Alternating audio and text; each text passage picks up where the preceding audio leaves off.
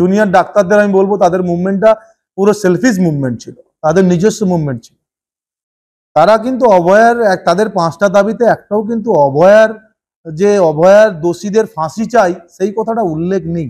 নম্বর 1 দাবি হওয়া উচিত ছিল যে অভয়ার যারা দোষী তাদের আমাদের ফাঁসি দিতে হবে। ততদিন না ফাঁসি দিচ্ছেন, শাস্তি দিচ্ছেন, ততদিন আমরা ধর্মঘট চালিয়ে যাব, আন্দোলন চালিয়ে যাব।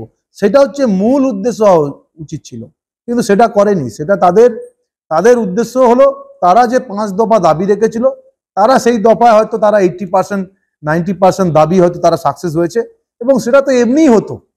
তার জন্য যে ঘটনা ঘটেছে তার জন্য দাবি করার দরকার ছিল না, সেটা তো এমনিই হতো, কারণ দে আর ফেলিওর।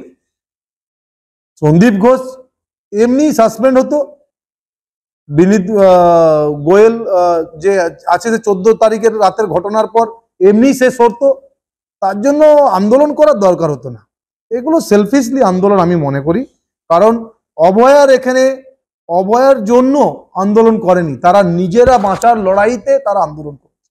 অভয়ার যে এইরকম একটা তাকে হত্যা করা হলো তার সাথে, এবং সেটা নিয়ে দাবি আমি তো প্রোটেস্ট দেখতে পেলাম না খুব একটা, সেটা নিয়ে অনড় তো থাকলো না, সেটা নিয়ে আরো আন্দোলন করা উচিত ছিল।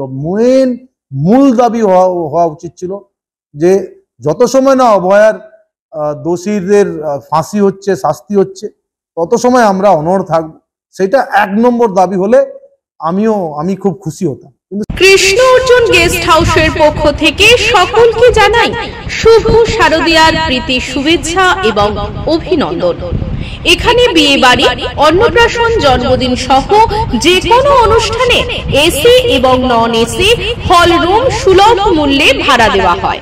তাই আর দেরি না করে আজই যোগাযোগ করুন Krishna Arjun guest house, proprietor Pintu Barman.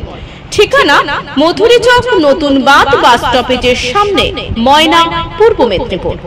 বিশেষ দ্রষ্টব্য, 2nd ফ্লোরে 3000 square foot hall room shopping mall করতে ভাড়া দেওয়া হইবে।